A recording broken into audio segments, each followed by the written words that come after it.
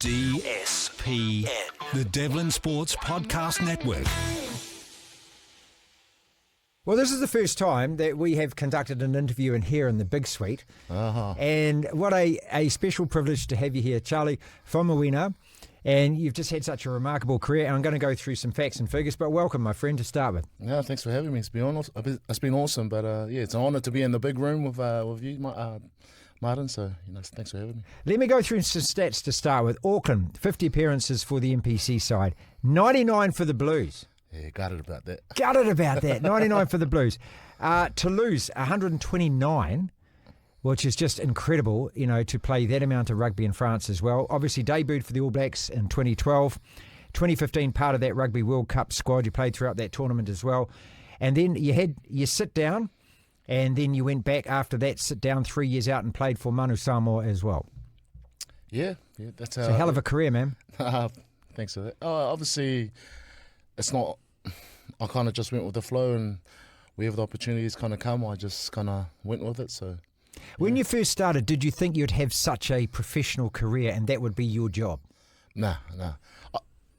How my rugby career kind of come about, I wasn't in the flash schools for rugby, or I was just playing club rugby, and I kind of got picked up that way. So, man, all I wanted to do was be a builder, and then obviously a couple of years out of school, opportunity to come to play for Auckland through the academy system, and then obviously ITM. But I never thought I'd play 300 games professionally, but yeah, it's just how it come about. So, and when it started, and you started to get on that train, and then you started to think, hang on a second, I can actually make a living from this. How did it actually change you at that time? Did it actually change you in terms of, right, I've got to get really serious about this? This is actually my profession now? Yeah, it probably was maybe 2 years into ITM. I guess like how I come about, I always kind of second guess myself. I didn't think I kind of belonged there, but after having a few meetings with crucial people and obviously Super Rugby coaches, All Black coaches, they kind of made me realise that this could be a long-term thing. So yeah.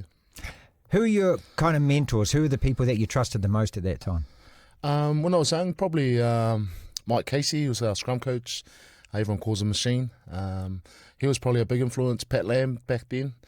And obviously we went straight into Super Rugby with Pat Lam, so they were probably the biggest influences. And obviously once I started getting on the radar for the All Blacks, Mike Cron and Gilbert Enoka were awesome for me. So yeah. I want to ask you about Mike Cron, about the scrum guru, because I've spoken to him a lot, but whatever it is, he's just, well, let's talk about it now. He's just a genius about this, isn't he? Yeah, I think... obviously scrums, there's lots of little things about it, but he just... it's all the little details that he comes from, or that he knows, that when he goes to other sports, he brings it back and makes us kind of understand more what we're doing with our bodies. Because obviously when you're young, you're just trying to hit as hard as you can, and all that kind of dark secret stuff. But he just kind of makes you just simplifies it, which is probably the best part. Yeah. So when you started playing your rugby, what club were you playing for? When I come out of school, I was playing for Papatoe. Back then, there were 2 divisions in the Auckland competition, and then I decided my second year I'll go play for Otahu, and from there, that's where I got picked up. So started to get some recognition from there. Yeah, we had a couple of guys that were playing. They were in the academy team for Auckland, and when the coaches come to watch them play, they got to see me play. So yeah, got a chance like that. So when did you start getting really big and strong and doing this? I think, I've always been a big kid. Yeah. I've always all my life, I've been just trying to get smaller. So the size was never a problem for me. I was just always trying to... You're never going to play halfback, really? Nah, mate. Yeah. So. Tell us a bit about your background as well, because, a lot of Pacific Island families, a lot of Samoan families came here during the 1970s. And we had a family, the females next to us in Upper Hutt, which was the first time that I'd ever encountered anyone from the Pacific Islands. And what I remember over the back fence is that the house always got bigger. There's another room on there, more family members coming. And it was just something, it was just amazing for our neighbourhood, because there was always people around. But that whole familial thing and that connection back home and coming here, uprooting and all of that. Was your family involved in all of that too? Yeah, it would have to be my parents were the first generation here. Obviously, we were the first generation born here, but exactly like that. Mum and Dad moved here when they were 1920s. Obviously, wow, that's young. Whether it's an opportunity from the government or Yeah, and they just, like you said, they all moved in with uncles and aunties and just made it work. And I think all my life, my dad or my parents had that house that everyone kind of around. came. Yeah, so the double garage turned into 3 bedrooms, and it just became the house where everyone, if they needed a place to stay, everyone would come to our house. So.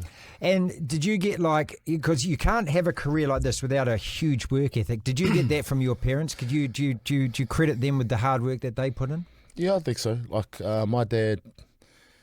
Yeah, every day he was up at off to work early hours, wouldn't see him till later in the afternoon, and be there Saturday. But one cool thing I always liked about my dad was that come Saturday, he would always, obviously I had 3 brothers, so he'd always go and try to get to one half for the little brother, second half for my second brother, and then try to get to my half by the end of the day. And he always supported us through rugby, so yeah, I really appreciated his that upbringing and that support, I guess. Yeah.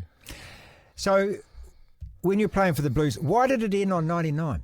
I don't know. I actually miscounted it. So obviously on the last year, I was trying to make sure that I hit the 100. Raise your bat. yeah, to raise my bat. But on the booklets, it was wrong. And that's what we were going off the booklets. I got it wrong. No. So, come down to like the last 3 games, and I was like, oh, sweet as I'll probably end up playing the last 3. And the manager was like, no, you're going to be one less. So I was, obviously gutted. And there was a game too, that when the Blues went to Samoa to play the Reds, they told me, oh, you can have this one off. I was a little bit sick, but I could have played. But they said, oh, we'll rest you up to come back and play after. And I was, gutted when I looked back. I was like, I could have got it, but just the way it went. Yeah, God, they should give you an honorary name up on the board there. And then getting selected for the All Blacks, tell us about that. What a feeling that must be, mate. Oh, it's crazy. I think, by then it was 3-4 years building up to trying to fulfill this dream of being an All Black, and got an opportunity in 2012. Got injured just before the June test, but they still wanted me to come into the camp to see what it was like. And then come August, September, the championship, then I obviously got a opportunity to play against Argentina. So yeah. He scored a try too against England. Awesome. It was crazy. It wasn't real till I crossed that white line and you understand like all the sacrifices and all the things that you worked for. Just come to fruition. And then standing out there playing a test match and then hearing the national anthem and everything like that, does it, I mean, even now, does it tingle? Yeah, doing the haka. Even just like, obviously now I'm all done and just watching it, and you can, it brings all that emotion and all those feelings back. So, yeah. And then, of course, so that 2015 Rugby World Cup and playing in that side, we were so dominant then as a team and as a squad. Did you always feel when you went out there that you're going to win every game? I mean, what was the mentality of that side? I think we were always confident that we could win. It was never obviously guaranteed. There was always some tough, I think every year there was a new foe that we were trying to beat. But I always just, I appreciated my time because when I was in the ABs, it was always, every year there was a new goal, there was a new objective. We weren't happy just to sit there. We were just trying to be the next best thing or best team or whatever it was that the goal was. They kept that driving us to keep going. So Steve Hansen was all about that, was he? Yeah. It wasn't about what you did last year, it's what you're doing now, right? Yeah, I think, just to give you like an example, I think our first couple of years, like we wanted to be the best the team playing internationally, and then we got there, then we wanted to be the best All Black team. We got there, we wanted to be the best team, like full stop, in all sports. And it was all off the back of winning percentages. Yep. And then we just slowly ticked off all these things. And, I don't know what they did after I left, but, during my time, it was always just, we were never finished. It was always... So is that, I suppose, part of his motivation is just to give you continually targets to set and always setting more targets for you? Yeah, I think that's the way I saw it. Like... you never got comfortable, right. We were winning games, we were the best team, but there was another to go unbeaten all season. That's right. Yeah. So there was never you know, if you're trying to go unbeaten all season, you couldn't be off 1 week. It didn't matter if you played Italy. Like some of the teams that weren't the best teams, but they would push us right to the brink, like the last. You got a 10 target minutes. on the back, right? Yeah, exactly. So, it was always, it was awesome. That 2015 Rugby World Cup, and when you look back at it now, I look at that moment that Jerome did the smackdown in the French quarterfinal in that opening minute, man. That was a moment, wasn't it? That was a real statement moment. I loved that guy. He was so good at 2 World Cups for us, man. Yeah. He shut that blind right down, eh? He killed it. Yeah. Oh, man, I played a lot of games with that man, and just being able to play behind him has been just makes it that much easier. So. And then when it came to semi-final against South Africa, we're down to 14. DC kicks that drop goal. It was a bit touch and go at that stage. Oh, man. And then we look back at it and we think that we won it easy, but it wasn't, was it? Nah. Man, that was a tough game. Like even for, obviously I come off the bench, so and they were trying to run it out, and obviously they missed that penalty kick that would have, I think, put them ahead. But man, it was touch and go that last 10 minutes, and man, I was nervous that whole game. Just I didn't want to give a penalty for them to get an easy out, but we managed to just shut them down in their 22. And yeah. And when you're there for the final, being with all your mates and that, and everything that you've worked towards, and that final whistle goes in that World Cup final, and you realise that you're a world champion, man. I mean, I know what it feels like to be a fan watching. I can't even imagine what it must be like to actually be playing and be part of all of that. I think just the journey, like the journey with those men. How much it meant, how much we sacrificed, how much we, just how much work we put into each other, with each other, just to finally get that, or to finally win that game, just meant a lot. So yeah. Did you always want to play overseas in France or in Europe, or did that just come along naturally as all part of this? No, I think I always wanted to play in Europe. Obviously, France is where the props tend to go. They love their props, man, don't they? So obviously when you're young, you never really get to travel or like to do an OE and all that kind of stuff. So yeah, I definitely wanted to go to France. It's my place. Obviously Japan and UK. UK was good as well, but it's a little bit colder in the UK than France. So I managed to find a place in the south of France, which is good. In the winter, it's nice blue skies, a little bit cold, but you still see the sun.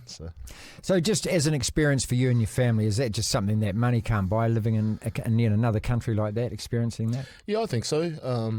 Obviously, there's more family time too. Like, we don't do any big tours. You go away and you come back after the game straight away. So you're not away for a whole weekend. Right. So yeah, it was just like that. And obviously, like being away with my family, getting to see all these other places with my family was special. Obviously, financially too. Like of course, man. No. It set you up. It set you up. You know, that's the whole point. Yeah. So from all those kind of things, and plus by the time I was almost 10 years at the Blues, and it just kind of, I think my journey kind of just plateaued or become a little bit stale just with the Blues a little bit, and I think I just needed something different. I wouldn't want to go and play for another Super Rugby team. Too much beef and rivalry, I think, with everyone. But so I decided to go overseas. How do you fathom whatever it is to be able to counter the aggression and the physicality of actually doing this? Because the French league is a real physical league. It's really aggressive. You're playing against guys that are jipping you. They're probably biting you. They're probably doing all this kind of stuff to you. And you seem like such a nice, malleable guy, but you're playing in the most physical role in this, which is a real confrontational role. So how do you get yourself up for that mentally and emotionally as much as anything else?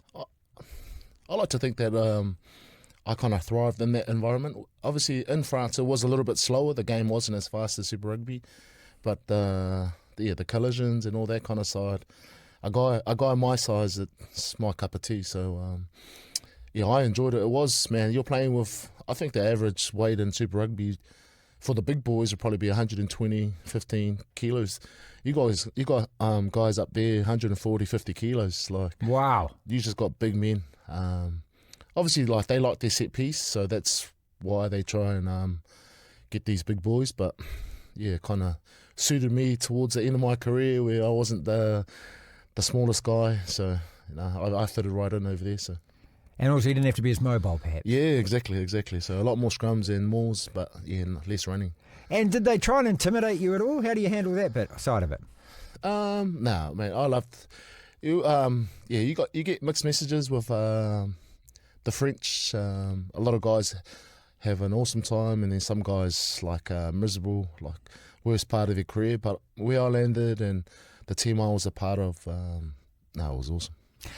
And then, of course, you have to sit down, and we were discussing this before, we started doing the interview and that, and, to me, it's been something that the IRB or World Rugby dragged the chain on. It's the best thing that they could have possibly introduced, because I'm old enough to remember that Manu Samoan side in 1991, and it set that World Cup alight. And World Rugby embraced it, supposedly, and this is the greatest thing that's happened. And yet when you look, 30-something years down the track, how much has it changed? How much investment has gone into Samoan rugby? How players have been plucked to play for all other countries around the world, but the national team still operates with a pretty low budget and everything else, and it's not like anyone's really done a hell of a lot to elevate our teams in the Pacific, who, if you look at on paper, talent-wise, could be making. Well, Fiji made quarterfinals the last World Cup. Yeah. Trying to make semi-finals and things, and so you had to sit out for 3 years, and then you went back and played for Manu Samoa. So how was that? Yeah, I was already overseas. By the time I got there, I was 5 years out. But yeah, awesome. When Mapuso was the coach, I ended up calling him, or got my agent to call him, because I was really keen to be a part of the team. And he said he just thought with my career and where I was at, I wasn't keen to continue to play. But he had me. He got me in, and like I was saying before, it shocked me just how much it meant to play for Samoa, just to be able to represent where mum and dad and my grandma and granddad come from. Rugby. The rugby part was rugby, but the attachment emotionally back home was awesome. And for them, and I imagine that the older generations just would have absolutely loved it, wouldn't they? Like your grandparents just would have. It was probably as much of a kick, if not, I don't know, more of a kick than playing for the All Blacks even. I don't know. Yeah, I think for them, they were more excited and more smiles when I announced that I was going to play for Samoa. So, and it's fair, that's where they grew up, and they would have been back in that 91, the 95 team, and seeing how successful they were. They're just hoping that that our team can follow suit. So yeah. Look, because when I don't know if you're a big NFL fan, but when I was watching the Super Bowl and Mailata wins the Super Bowl. And the first thing I thought, wow, I bet every single person connected to him through his family and stuff. What an honour. What an honour, eh? Yeah, exactly. Just everyone knows now, he represents that Samoan flag now, and everyone, I think everyone's an Eagles fan now, so... Oh, mate, but it's just putting our culture and our...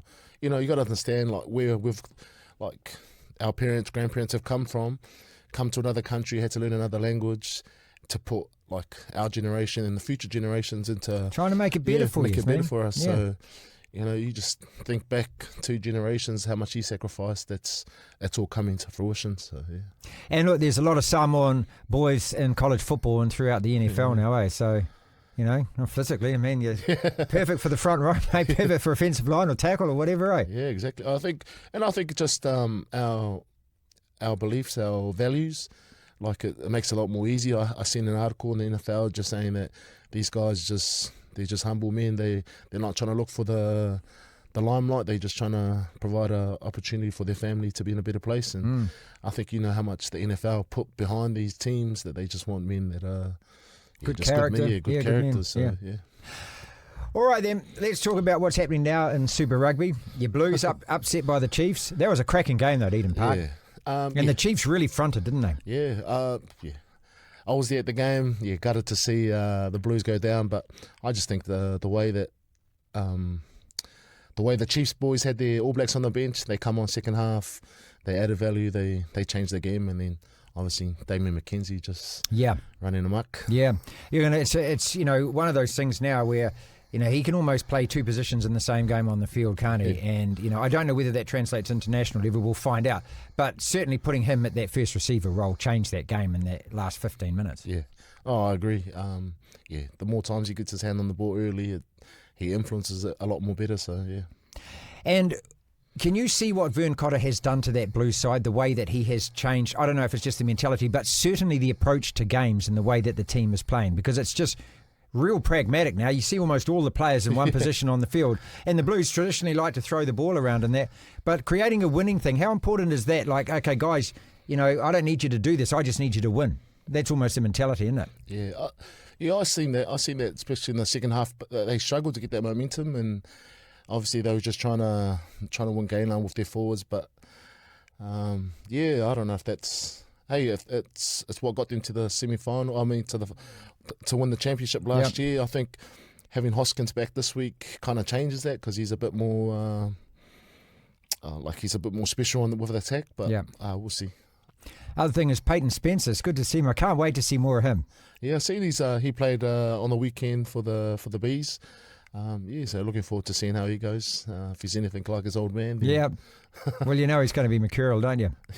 Do you like looking at the competition now the way that it is compared to when you... What are the big differences that you notice? If you're at that game watching it, what do you notice?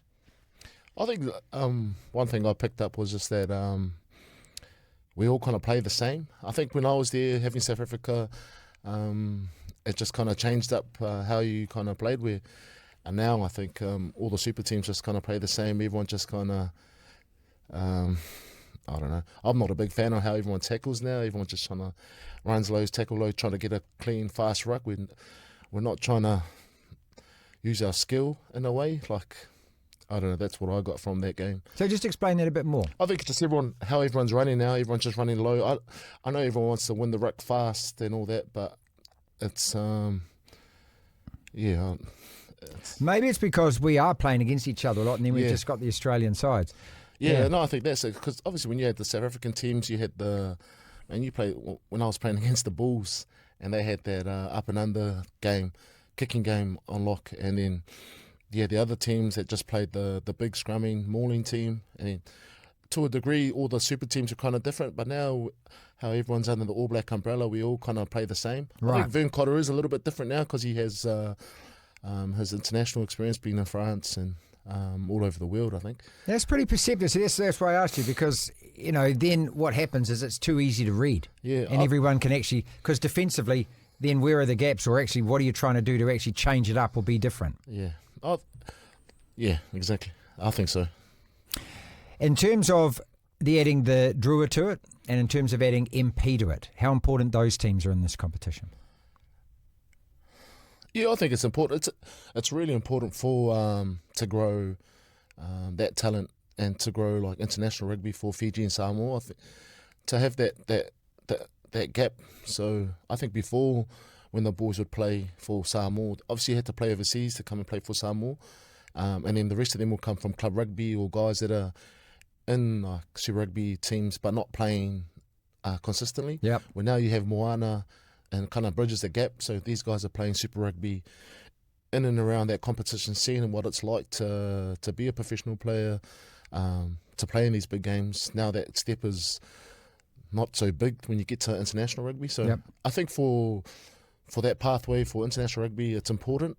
And I think also for Super Rugby, it's just like the way that Fiji Drua play, they open, they offload. Well, they're great to watch, I was watching that game last weekend. I just sort of sucked it. They kind of got done by rolling mauls, which, is a real shame. And look, I just want them to win all their home games so that they've got a really good chance of making that six. I think everyone is kind of second or third favourite team. Right? It's impossible not to like them, isn't it? And I think it just it changes. It gives us a different type of play, whereas all the Super Boys all kind of play the same.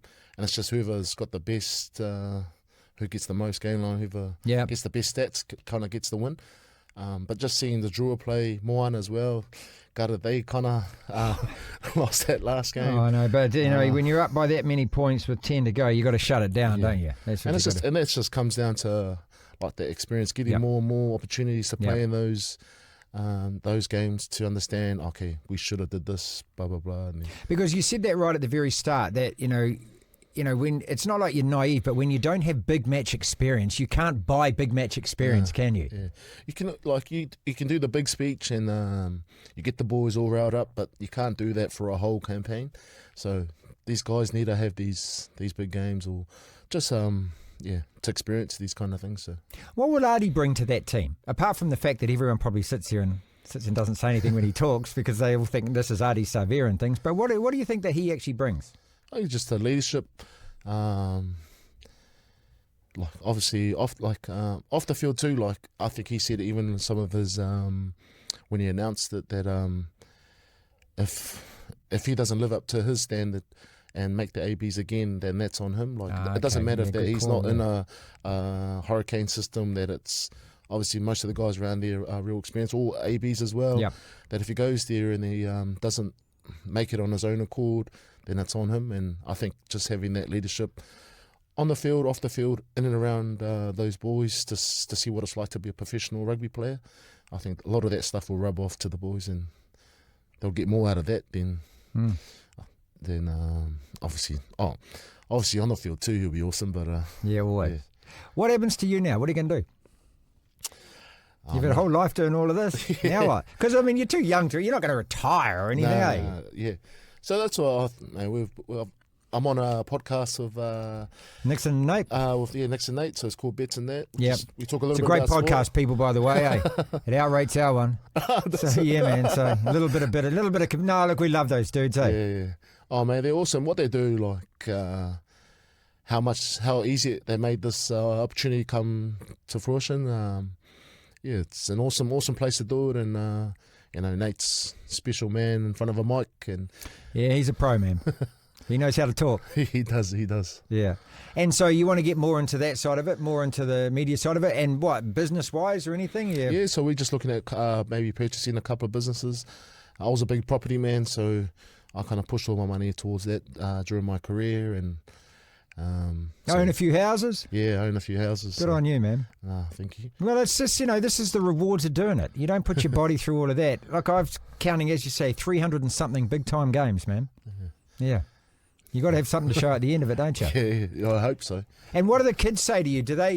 Are they old enough to know that who their dad is and what he did, and would you have to show them on YouTube, or do they look or whatever? Oh no, I don't know. Like my boys love, all my kids love. I think what they loved the most was that towards the end of my career, I'd always take my kids after a game.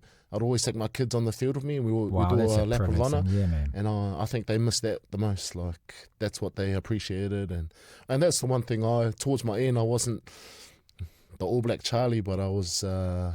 I just wanted to share in those moments with my kids. So. Special, eh? Yeah, exactly. Before the 2011 Rugby World Cup, I got given the chance. They were revamping Eden Park, and I went down there, and they said there was no one else on the park, and they said you can bring your boys, and we walked down from the change room. I think it was 36 or 38 steps, I think I counted, walking down. I pretended I was Richie McCaw, and they walked behind me, and we actually went out onto the field, and we were allowed to run around for 10 minutes. I'll never ever forget it. Like, they were only little, I think 9 and 7 or something like that at the time, but when you're actually out there, and this is the thing that people don't understand, when you're actually out there on that grass, surrounded by those amphitheatre, that stands and things, wow, it's a feeling, man, eh? Yeah. You can't buy it, can you? Nah, you can't, man. And even just a touch of grass, like it's I kept some. Nice. It was the only time I've ever got to touch it. Yeah. And it's just, man. I got to call that place home. And in my last game, we played the British Irish Lions for the Blues. That was my last home game here in Auckland, and obviously we got the win, but just to see it goodbye for the last time was it was surreal. It was just meant so much, and it's been a big part of my career. So with the ABs and the Blues, so. I wish you all the best. I hope that we can stay in touch. We're obviously going to see a bit around the building, but thank you so much for coming in, man. I absolutely loved your career, and I'm so glad that it's all worked out for you, and I just wish you all the best for you and your family, whatever happens next, man. No, I appreciate it. Thanks, man. DSPN.